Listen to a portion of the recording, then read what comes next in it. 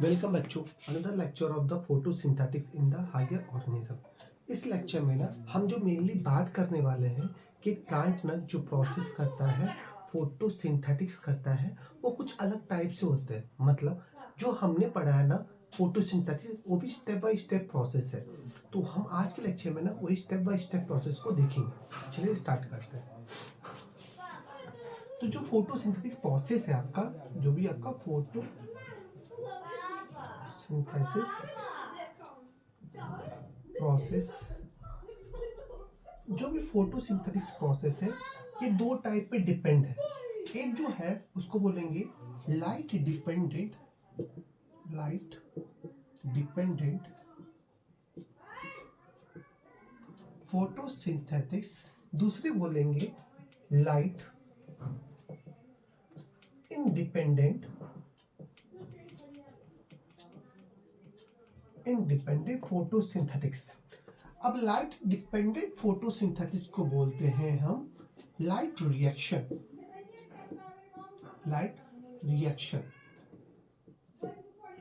दूसरों शब्द में बात कहते हैं तो इसको ही हम बोलते हैं फोटो फॉस्फोराइलेशन। फोटो फॉस्फोराइलेशन का मतलब ये होता है कि यहाँ पे एडीपी जो है इनऑर्गेनिक फॉस्फेट से मिलके क्या बनाएगा, एटीपी बनाएगा, और इसी प्रोसेस को बोलते हैं फोटो फॉस्फोराइलेशन। तो लाइट डिपेंडेंट वाले रिएक्शन को ही हम बोलते हैं light reaction, whereas light independent reactions को बोलते हैं हम डार्क रिएक्शन।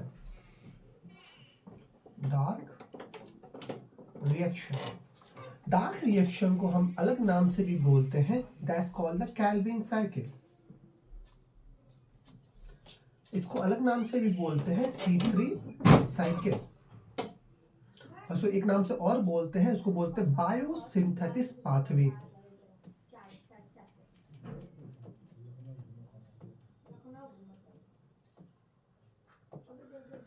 मतलब लाइट इंडिपेंडेंट रिएक्शन को हम डिफरेंट नाम से बोलते हैं, dark reaction, Calvin cycle, C3 cycle और बायोसिंथेटिक्स पाथवे।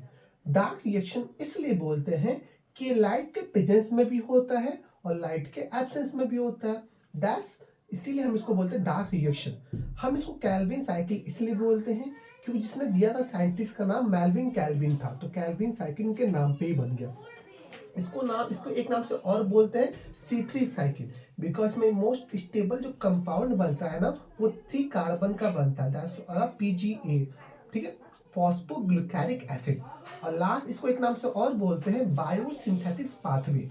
तो बायोसिंथेटिक्स पाथवे क्या था, वो पाथवे जहाँ पे ग्लूकोज का फॉर्मेशन होता है। किसका फॉर्मेशन होता है, आपका ग्लूकोज का फॉर्मेशन होता है, इसीलिए हम इसको बोलते हैं बायोसिंथेटिक्स पाथवे। मतलब अगर पूछा कि लाइट इंडिपेंडेंट रिएक्शन तो इसको अलग अलग नाम से बोला जा सकता है, और लाइट डिपेंडेंट इसको अलग अलग नाम से बोला जा सकता है, ठीक है। चलिए, अब जो लाइट डिपेंडेंट रिएक्शन है ना, ये भी आपके टाइप्स होते हैं। ये भी दो टाइप के आपके हैं। पहले रिएक्शन को बोलते हैं आपका non cyclic photophosphorylation. Non cyclic photophosphorylation, और दूसरा बोलते हैं साइक्लिक फोटोफॉस्फोराइलेशन। मतलब लाइट ये किसके बेसिस पे, जो हमने डिवीजन किया ना लाइट रिएक्शंस के बेसिस पे, ये क्या था, on the basis of position. मतलब लाइट रिएक्शन कहाँ पे हो रहा है इसके हिसाब से ये भी दो टाइप के होते हैं। एक को बोलते हैं नॉन साइक्लिक फोटोफॉस्फोराइलेशन, दूसरे को बोलते हैं cyclic photophosphorylation. Non cyclic photophosphorylation जो है ना, ये कहाँ होता है आपका, ये होता है थैलाकॉइड के अंदर। दूसरी बात, नॉन साइक्लिक फोटोफॉस्फोराइलेशन में ऑक्सीजन बनता है। मतलब प्लांट के अंदर जो ऑक्सीजन लिबरेशन होगा वो कहाँ होगा, नॉन साइक्लिक फोटोफॉस्फोराइलेशन, ठीक है।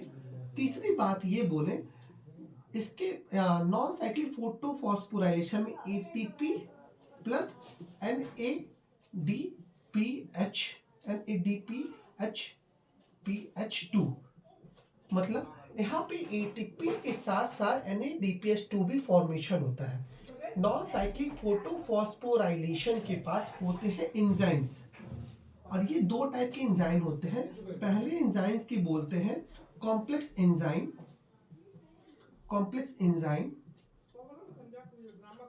और कॉम्प्लेक्स एंजाइम क्या करता है? कॉम्प्लेक्स एंजाइम पानी को तोड़ता है, और ये पानी को तोड़ने के प्रोसेस को बोलते हैं फोटोलाइसिस ऑफ वाटर।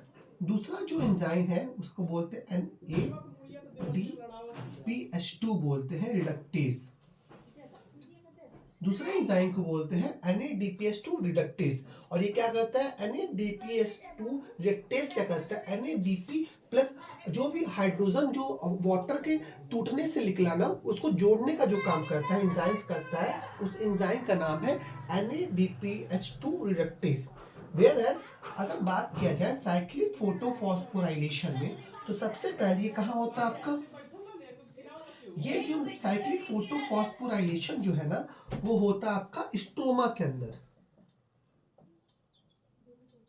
पहली बात। दूसरी बात हुआ कि यहाँ पे साइक्लिक फोटोफॉस्फोराइलेशन में कोई भी ऑक्सीजन नहीं होता, ठीक है। तीसरी बात बोले साइक्लिक फोटोफॉस्फोराइलेशन में बस एटीपी का ही फॉर्मेशन होता है, NADPH फॉर्मेशन नहीं होता है। क्यों नहीं होता?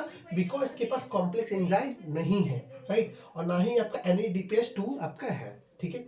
दूसरी बात करें, कुछ और पॉइंट की बात करें, तो जो नॉन साइक्लिक फोटोफॉस्फोराइलेशन है ना, वो क्या होता है, कब होता है? ये जब सब कुछ ऑप्टिमम होता है। ऑप्टिमम में क्या होता है कि जो टेम्परेचर है वो भी सही हो, मतलब जिस एक सर्टेन अमाउंट ऑफ कंडीशन, ठीक है, मतलब कार्डिनल पॉइंट्स होना चाहिए। कार्डिनल पॉइंट क्या है? मतलब सब कुछ बेहतरीन होना चाहिए। वाटर एक सर्टेन अमाउंट में होना चाहिए, क्लोरोफिल सर्टेन अमाउंट में होना चाहिए, सनलाइट सर्टेन अमाउंट में होना चाहिए, पर सब कुछ ऑप्टिमम होना चाहिए, तब होगा non cyclic photophosphorylation. Whereas cyclic photophosphorylation जो है कब होता है? जब किसी आपका जब कुछ आपका सब कुछ लेस होता है, सब कुछ लेस होता है, तो होता आपका साइक्लिक फोटोफॉस्फोराइलेशन, ठीक है। तो ये कुछ कंडीशन से अलग अलग आपका डिफरेंशिएट करने की, मतलब लाइट इंडिपेंडेंट डिपेंडेंट वाले को दो पार्ट है, और लाइट आपका डिपेंडेंट इंडिपेंडेंट वाले को हम एक पार्ट में पढ़ेंगे। तो हमारा हम मिलते हैं नेक्स्ट लेक्चर के साथ।